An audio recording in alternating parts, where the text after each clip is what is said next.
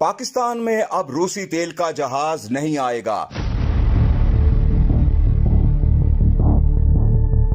دوسرے بحری جہاز کو روک دیا گیا.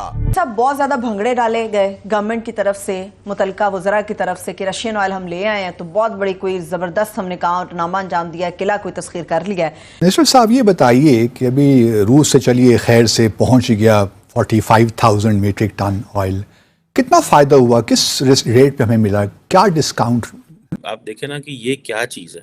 ایک طرف جناب وہ لگے ہوئے ہیں اور دبا کے انٹرنیشنلی اپنی دنیا وہاں پہ پہنچ رہی ہے انڈیا کے اندر، دوسرا وہ صرف سافٹ پاور پہ کام کر رہے ہیں. وہ آئے ہیں یہاں پہ بزنس مین کو مل رہے ہیں، تھنک ٹینکس کمیونٹی کو مل رہے ہیں.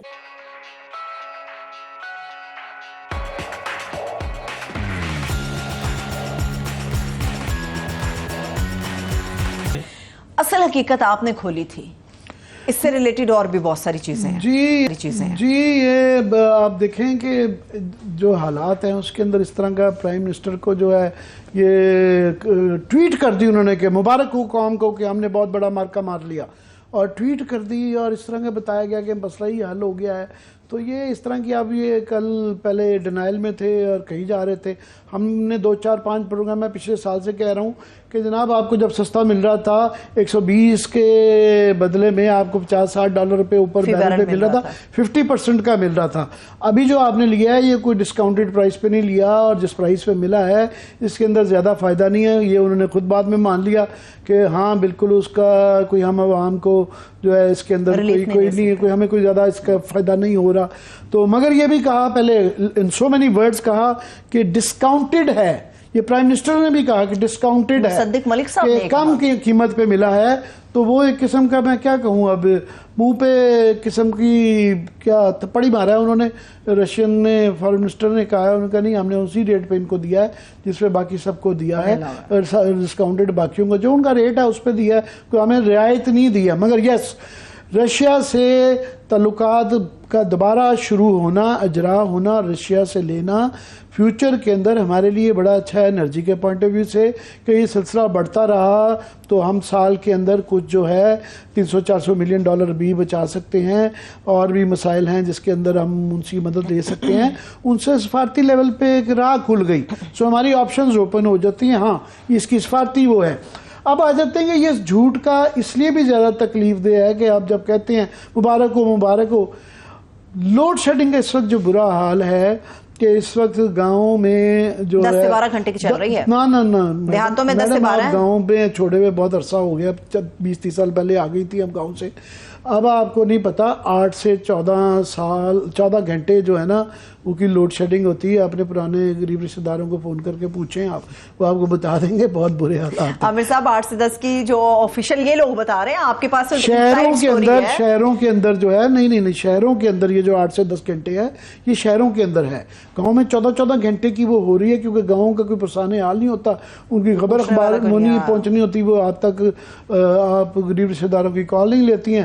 تو اس وجہ سے آپ مجھے جان بوجھ کے امیر نہ ظاہر کریں، میں بھی ان لوگوں کے ساتھ ہوں اس پورے معیشت کی بیٹھا سارے. سنجیدہ بات یہ ہے کہ ایک اور جو چیز بہت زیادہ اسلام آباد میں خاص طور پہ ہو رہی ہے کہ وہ اتنی زیادہ فلکچویٹ انہوں نے کل کی ہے. کل اتنی بجلی ایک دم اپ ڈاؤن کہ ہزاروں لوگوں کے ٹی وی، فریج، اے سی سب اڑ گئے ہیں، ہزاروں لوگوں کے اڑ گئے ہیں اور لوگوں نے بجلی بند کر دی ہے. یہ اگر تو یہ کسی اسٹریٹجی کا حصہ تھا تب بھی بری بات ہے، اور اگر یہ کوئی آپ کی تکنیکی فیلئر ہے تب بھی بری بات ہے، اور اس کے متعلق بتانا چاہیے. یہ لوگوں کا بہت زیادہ اس پہ نقصان ہے.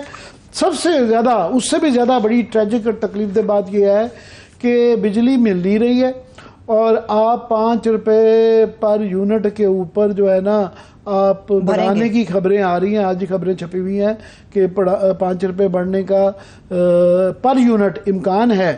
تو یہ چھت کے ساتھ لگے گی بجلی، ایک تو ملے گی کم، اور جب ملے گی تو اتنی مہنگی ہوگی کہ لوگوں نے وہ یہ شہباز شریف صاحب ہی تھے نا، آپ کو یاد ہے پنکھا لے کے ہاتھ والا کرتے تھے. تو اب پوری قوم کو انہوں نے ہاتھ کا پنکھا پکڑانا ہے کہ یہ ہاتھ کا پنکھا ہی آپ چلائیں گے جو ہے. مجھے یہ بتائیے عامر صاحب کہ یہ لوگوں کی چیخیں، عوام کی چیخیں اس لیے نکل رہی تھی کہ انہوں نے IMF سے پروگرام لینا تھا، وہ تو مل نہیں رہا ہمیں. IMF سے بھی پروگرام ایک پارشلی وجہ ہے، بالکل صحیح ہے، کیونکہ ہمارے پاس ہم لوگوں کو جان بوجھ کے یہ نہیں کہ ہائیڈرو کا تو چلیں ٹھیک ہو جائے گا. ہمارے پاس پیسے نہیں ہیں تیل خریدنے کے, LNG خریدنے کے. کافی سارے جس طرح ہمارا اب یہ ڈیفالٹ والی خبریں ہیں, یا لوگوں کو جو مشکلات ہو رہی ہیں, پیرشیبل فوڈز ہیں, کافی فوڈ آئٹمز ہیں جو ہزاروں جہاز کھڑے ہوئے ہیں, ایلسیز نہیں کھل رہی ہیں, گورنمنٹ پیسے نہیں دے رہی ہے, کمپنیاں چھوڑ کے جا رہی ہیں کیونکہ ان کو یہاں سے پروفٹ نہیں مل رہا. شیل چھوڑ کے جا رہی ہے کہ فائدہ کیا جناب, آپ کا پیسہ روپے کے اندر جا رہا ہے اور ان کو یہاں سے ڈالر نہیں لے جانے دیے جا رہے ہیں. سو یہ ایک بڑا مکسڈ بیگ ہے اس کی وجہ سے کہ جب آپ کے پاس وہ صورتحال آ جائے کہ آپ جان کے لوگوں کو گرمی میں مرنے دے رہے ہیں.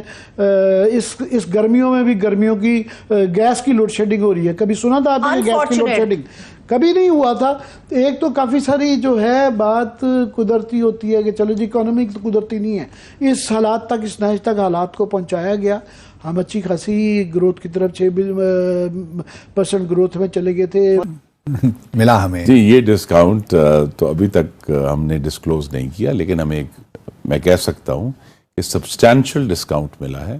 اور یہ چونکہ کروڈ آئل ہے, اس نے پاکستان کی ریفائنریز میں پروسیس ہونا ہے, اور اس کے بعد تو لہٰذا کچھ کمی تو ہوگی, لیکن ایگزیکٹ اماؤنٹ ابھی فور کاسٹ کرنا مشکل ہے. کچھ لوگ کہہ رہے ہیں کہ 52 نہیں, آئی تھنک یہ زیادہ ہے, لیکن بہرحال ایک سبسٹینشل اس میں بہتری آنی چاہیے.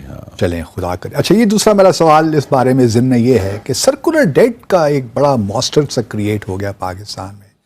اس کو کس طرح ختم کریں گے ہم؟ اگر آپ کو اگلی حکومت مل جاتی ہے تو کوئی آپ لوگوں کے پاس پلان آف ایکشن ہے کہ وہ دا نیکسٹ 5 ایئرس, چلیے اس سال تو ہم چھوڑ دیتے ہیں کیونکہ اس سال آئی کین امیجن کہ اتنا سنگین ایشو ہے, اس کو آپ ایک سال میں ایڈریس نہیں کر سکتے, تو PMLN کے پاس کوئی ایسا پلان آف ایکشن ہے کہ اس وقت 2.5 ٹریلین کا سرکولر ڈیٹ ہے, کس طرح اس کو ختم کیا جائے گا؟